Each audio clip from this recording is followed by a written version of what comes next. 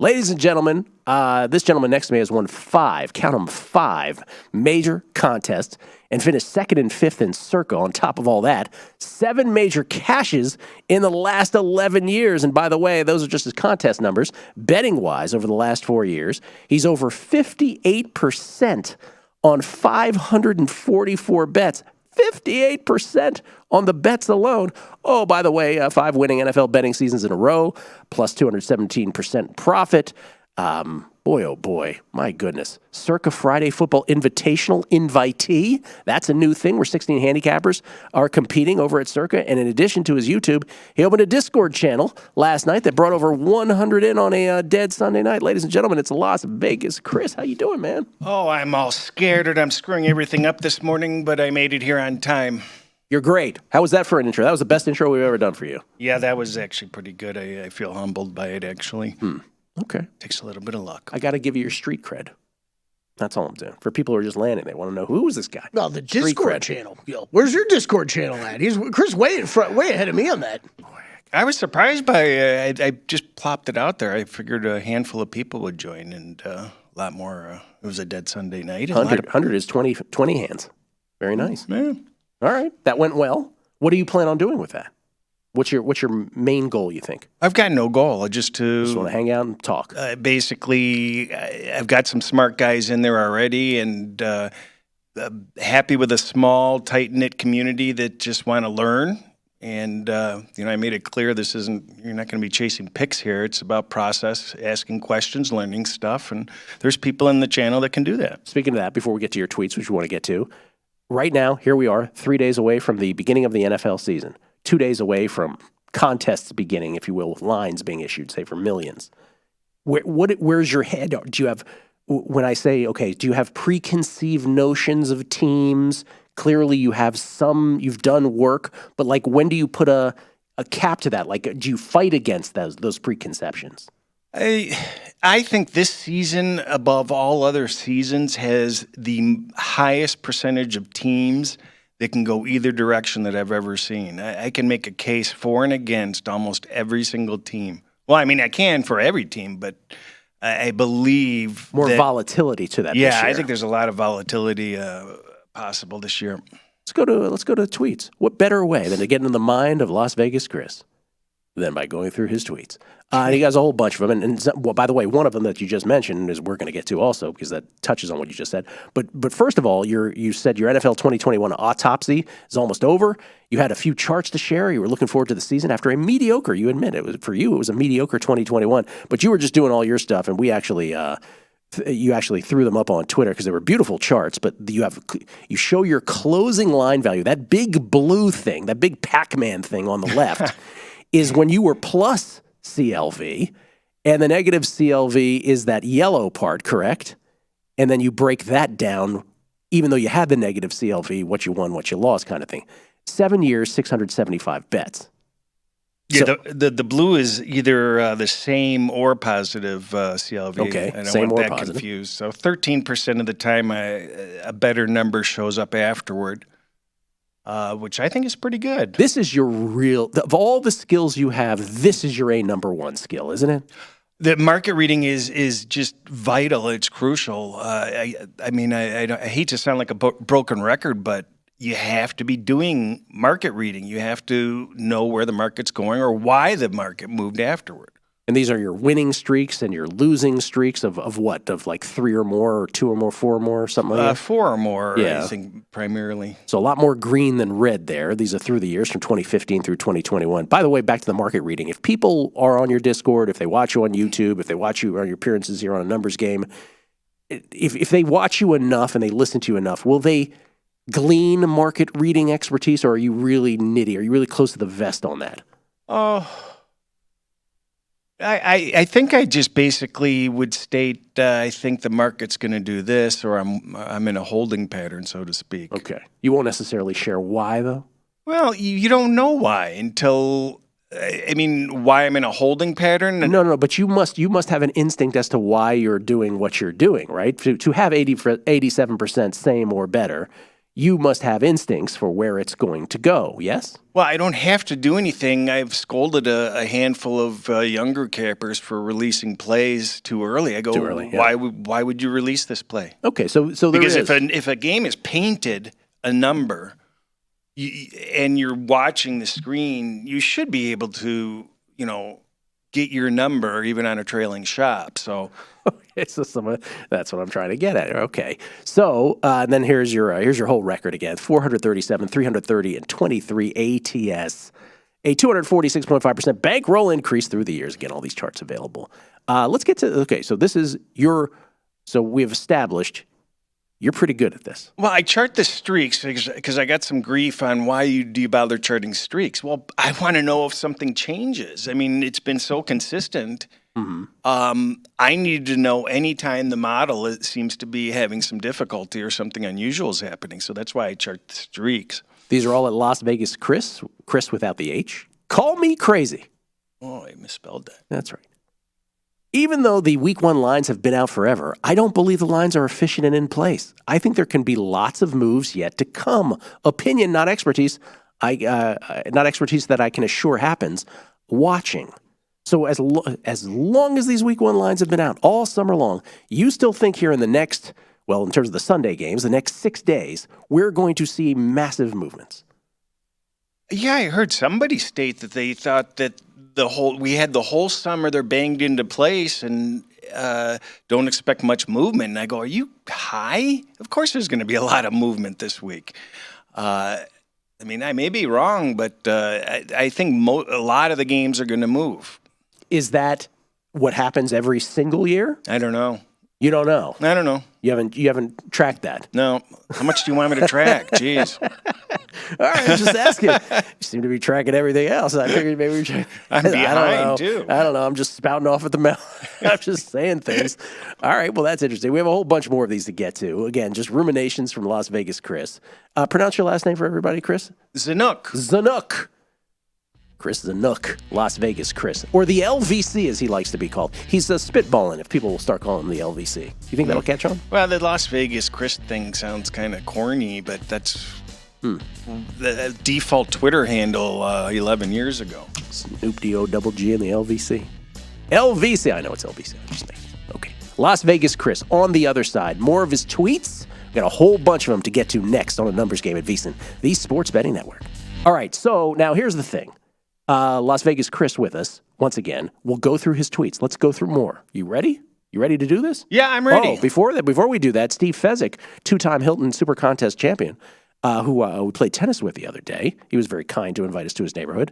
Beautiful neighborhood. Steve said, I would bet there will be far less movement this week in NFL lines than any other week all year.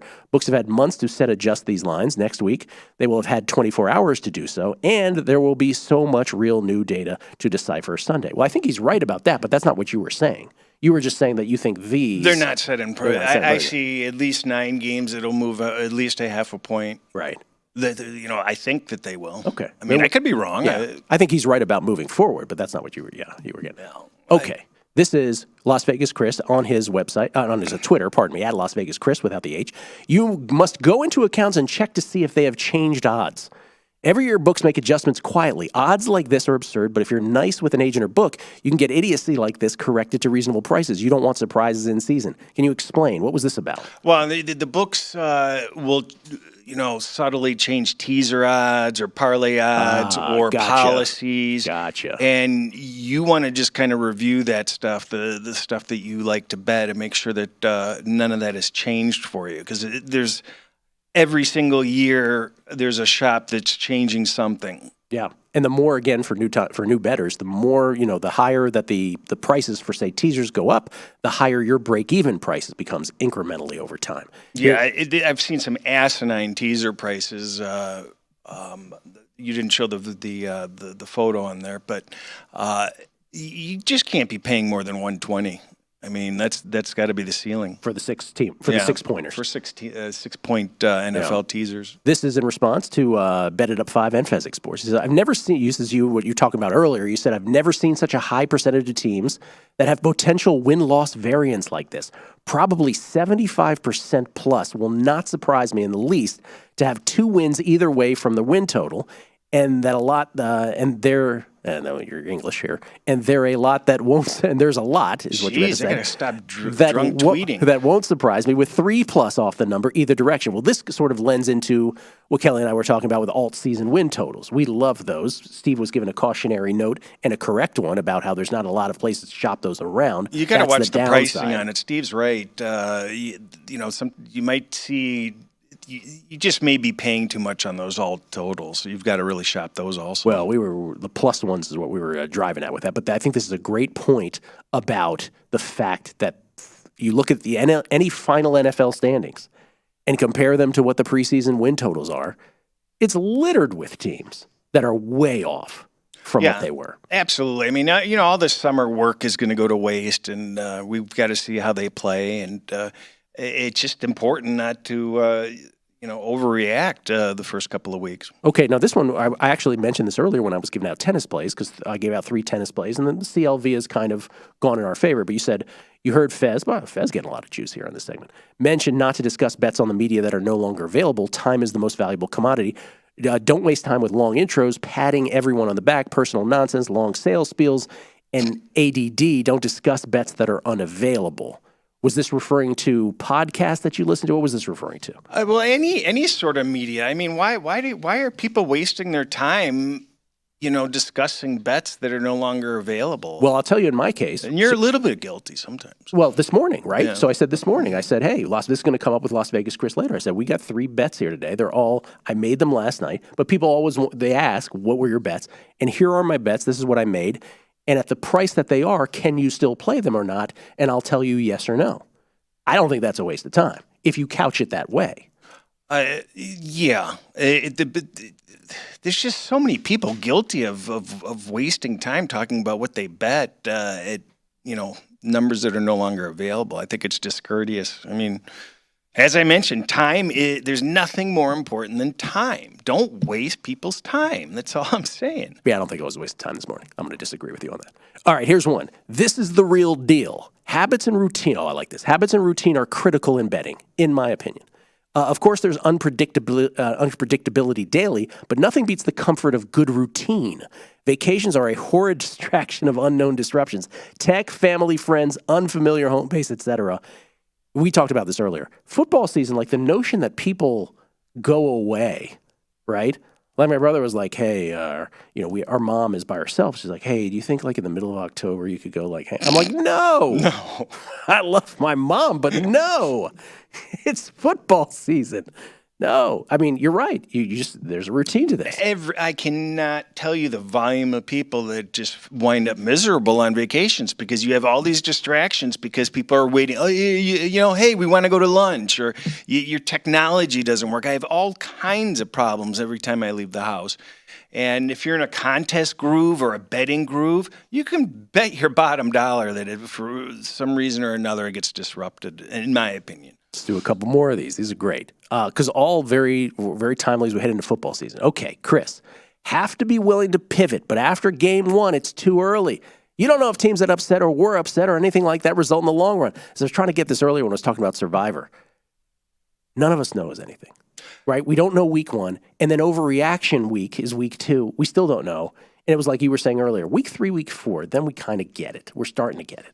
Yeah, it's a lot of goofy things happened in NCAA this weekend. Goofy. You just don't know. It's one game. People get off to a slow start sometimes, and the bad teams come, highly motivated week 1. Everybody's, thinks they have a chance at this point. Love this one. I saw another week. This is from Las Vegas Chris. I saw another weekend of cappers touting win-loss to bamboozle buyers. Win-loss has to be combined with ROI. Simple betting 101. I'm 49% last 365. I must suck then, right? Nope. Plus 113%. People without ROI and moneyline sports are hiding huge moneyline losers. I would even add Kelly, because Kelly and I were talking about this off air. People who want to make you look bad, who don't put in your pluses and your minuses and just give you a win-loss. Yeah, they're ridiculous too. They're all frauds. It's just so disingenuous. Because completely disingenuous. People with agendas. Right. You're supposed to be giving ROI in moneyline sports. Yes. So you're intentionally omitting it. Yes. And The only reason you would be doing that is if you're hiding a bunch of minus 200s, 225s, 250s, Yeah. whatever. Yeah, and that work. And as I said, that works both ways. And if you're trying to make someone else look bad, and you're not adding the pluses and the minuses, and you're leaving out certain play, yeah, it's. This is why sports betting, right? This is why it will always be filled with disingenuous characters. Win-loss would be my third question. If I'm sitting there trying to Yep. follow somebody, 100%. win-loss is my third question. Absolutely, absolutely right. All right, Chris, LMAO, laugh my off. I lose tonight because reliever hits. Oh, this is old baseball, tried and true right here. I lose tonight because reliever hits his two batters to force runner home. I've never seen so many ways to lose this MLB season. I'm laughing at this nonsense, not pissing and moaning. Whiners should be kicked off Twitter. Listen, this is everybody who's ever bet baseball. This happens every way possible. You can lose any way that you can invent. I cannot begin to tell you the negative variance I've faced in MLB this year. Boy, I wish I was a pisser and a moaner so I could take to Twitter. Okay, there's more of these. We run out of time. We got to give our pro tip of the hour here at VSIN. And the pro tip of the hour has to do with Survivor. Once again, don't be afraid of playing division games. People who tell you, I don't want to play division games. There's no factual basis to it. Again, since the year 2002, among teams favored by 5 or more points, division favorites have actually won a higher percentage than non-division favorites. Road favorites in general, different story. They do lose more than home favorites, but division, there's just nothing to that. And that was your pro tip of the hour. We do one every hour on VSIN across every show, so that means at least 20 every day. They're all available for VSIN Pro subscribers only at VSIN.com, where you can sort them by sport and by show. Thank you, Chris. Wish we had more time. I already saw a complaint that they thought I was complaining about today, just sometimes with you on there. Lombardi Line is next. Enjoy.